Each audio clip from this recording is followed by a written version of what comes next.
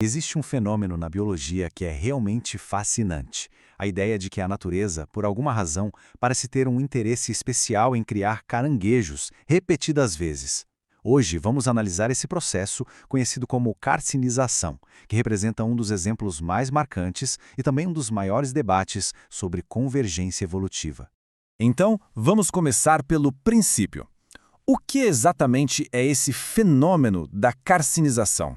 Bom, a definição é relativamente direta. Carcinização é o termo técnico para essa transição, para esse processo em que um crustáceo que não tem o formato de um caranguejo, ao longo do tempo evolutivo, acaba adquirindo uma forma muito parecida com a de um. E o mais intrigante é que isso aconteceu várias vezes, em linhagens de crustáceos bem distantes umas das outras. E é aqui que a discussão realmente começa, porque existem basicamente duas maneiras de interpretar esse fato. De um lado, a perspectiva evolutiva mais clássica, que vê a carcinização como um exemplo perfeito de convergência, ou seja, a seleção natural encontrando uma solução ótima repetidas vezes. Do outro lado, há uma visão mais cética, que questiona se não estamos apenas criando uma narrativa a partir de similaridades, talvez forçando uma interpretação. Essa observação, aliás, não é nada nova. Lá em 1916, o zoólogo Lancelot Alexander Borrowdale já havia notado isso. E ele descreveu o fenômeno de uma forma bastante poética, dizendo que eram as muitas tentativas da natureza de evoluir um caranguejo, uma frase que quase sugere uma intencionalidade no processo. Certo, mas o que, afinal, define essa forma de caranguejo? O que caracteriza esse design? São, fundamentalmente, três características anatômicas. Primeiro, a carapaça é comprimida, achatada de cima para baixo. Segundo, o abdômen, que em muitos outros crustáceos é alongado, aqui é muito reduzido e dobrado para debaixo do corpo, onde fica protegido. E, por fim, o modo de andar, aquela locomoção lateral que confere uma agilidade e uma manobrabilidade muito altas. Agora, vamos nos aprofundar um pouco mais na visão tradicional, na narrativa da convergência. O ponto central aqui é que isso não foi um evento isolado. Análises moleculares modernas sugerem que essa transição para a forma de caranguejo ocorreu no mínimo 5 vezes de maneira independente. É um número muito expressivo. E é esse dado que nos ajuda a distinguir os chamados caranguejos verdadeiros, do grupo Brachyura, dos falsos caranguejos, do grupo Anomura, que são animais que alcançaram esse mesmo plano corporal por caminhos evolutivos completamente distintos. E dentro desse grupo de falsos caranguejos, os Anomura, existem exemplos realmente impressionantes. Os caranguejos rei, por exemplo, aqueles gigantes. A hipótese mais aceita é que seus ancestrais eram parecidos com os caranguejos eremitas, que precisam usar conchas para proteger um corpo mole e assimétrico. Então, qual é a conclusão que a visão evolutiva padrão extrai disso? A de que a arquitetura genética dos crustáceos deve ter uma maleabilidade intrínseca muito grande. É como se o seu genoma fosse um conjunto de ferramentas muito versátil, que permite à seleção natural esculpir repetidamente essa mesma forma de sucesso, o caranguejo. Contudo, e se essa história não for tão simples assim? Agora, entramos na análise crítica, que lança uma dúvida sobre essa narrativa padrão de convergência. O centro dessa crítica está em um conceito chamado homologia profunda. A ideia é a seguinte: e se, em vez de a evolução inventar a forma de caranguejo do zero, 5 vezes diferentes, já existisse um potencial genético latente para isso?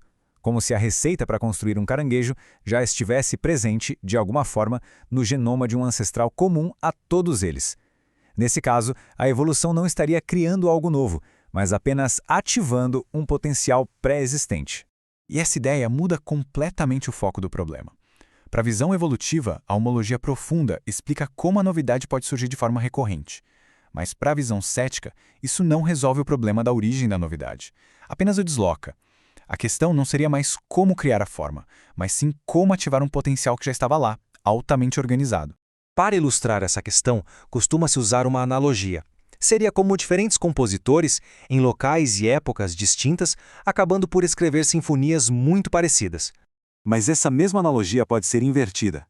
Sinfonias similares talvez não indiquem uma criatividade espontânea que, por acaso, chega ao mesmo resultado.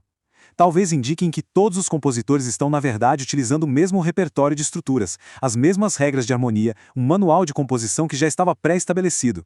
Bem, tendo em vista essas duas visões, como cada uma delas lida com as evidências concretas que nós temos? Vamos começar pelo registro fóssil. E falando de fósseis, existe uma peça-chave nesse quebra-cabeça. um fóssil chamado Cretapsara attanata. Trata-se de um caranguejo de 100 milhões de anos perfeitamente preservado em âmbar. A preservação é tão extraordinária que é possível observar detalhes finíssimos, como as brânquias. É uma verdadeira janela para o período Cretáceo. Para a perspectiva evolutiva, esse fóssil é uma evidência fantástica. Ele mostra que o plano corporal do caranguejo já era ecologicamente versátil e bem-sucedido há 100 milhões de anos, permitindo que esses animais conquistassem ambientes de água doce muito antes do que se pensava. Já a interpretação cética olha para o mesmo fóssil e conclui algo diferente. Sim, ele demonstra que a forma já existia, completa e funcional. Mas ele não documenta absolutamente nada do processo gradual que teria levado até ali. A lacuna entre o suposto ancestral e essa forma final complexa permanece. O fóssil mostra o resultado, mas não o processo. Mas afinal, por que essa forma seria tão vantajosa? A teoria é que ela representa um pico de otimização adaptativa. Ela combina uma mobilidade lateral eficiente, a proteção do abdômen vulnerável, a versatilidade das pinças como ferramentas e uma forma segura de proteger e incubar os ovos. É um pacote de soluções muito eficaz. E é aqui que a coisa fica realmente intrigante. A grande pergunta que surge é: como é que tantos sistemas biológicos complexos, que dependem um do outro, se transformam em uníssono e, ainda por cima, de forma repetida em linhagens diferentes? Agora vamos aprofundar um pouco mais nessa coordenação. Porque não é só a forma por fora que muda, sabe? É toda a engrenagem interna que se ajusta. Dá uma olhada no que acontece tudo ao mesmo tempo. O exoesqueleto se compacta, os músculos do abdômen mudam de lugar, os gânglios nervosos se reconfiguram, até o sistema circulatório e a respiração precisam se ajustar. Nada disso acontece de forma isolada, é tudo orquestrado. E aqui está o conceito-chave: cadeias de coerência anatômica. Pense nisso como um efeito dominó biológico. Se você muda uma peça importante, como o exoesqueleto, isso obriga uma série de ajustes em todo o resto, para que o organismo continue funcionando perfeitamente. Vamos avançar porque a reversibilidade do processo, a tal da descarcinização, adiciona mais uma camada de complexidade e talvez nos dê uma pista do que está acontecendo por baixo dos panos. O processo de reversão também é um espetáculo de coordenação. O abdômen se expande de novo, as patas e apêndices se reconfiguram, o centro de massa do corpo é totalmente reajustado e até as proporções da cabeça e do tórax se mudam. Isso mostra um controle impressionante sobre a forma corporal. Essa capacidade de ir e vir entre formas leva a gente para uma ideia bem poderosa: a plasticidade programada.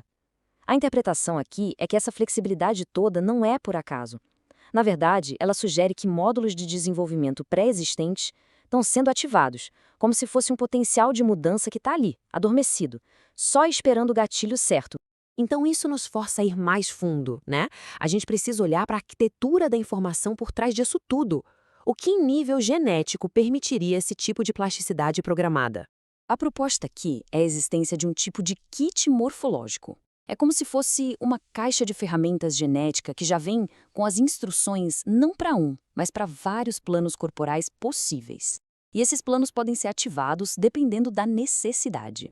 E é aqui que a gente vê um contraste de ideias bem interessante. A visão mais convencional encara a carcinização como uma novidade que surgiu várias vezes de forma independente.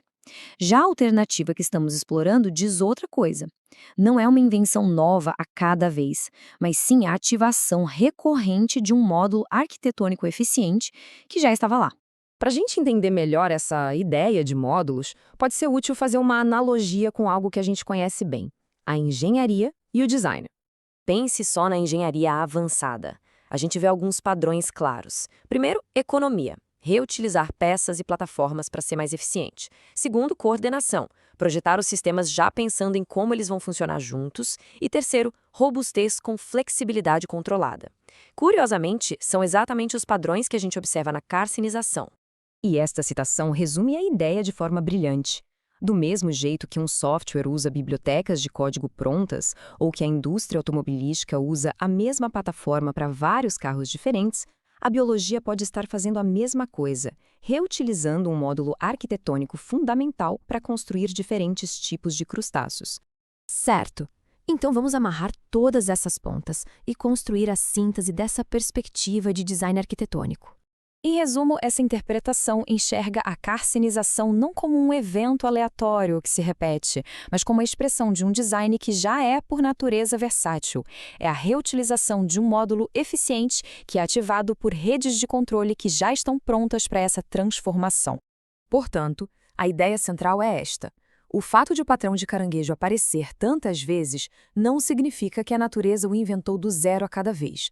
Pode significar, em vez disso, a implementação de uma solução de design elegante e eficiente que já estava disponível na caixa de ferramentas biológicas. No fim das contas, o que os dados nos mostram é um padrão inegável de integração profunda entre os sistemas, coordenação que se repete, uma reversibilidade controlada e uma robustez regulatória impressionante. São exatamente essas observações que dão base para a interpretação arquitetônica que a gente explorou. E isso nos deixa com uma pergunta para a reflexão.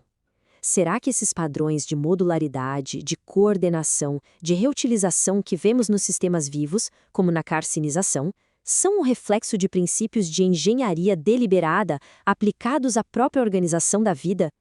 É um caso de estudo fascinante, que nos convida a pensar sobre a origem da forma e da função no mundo biológico.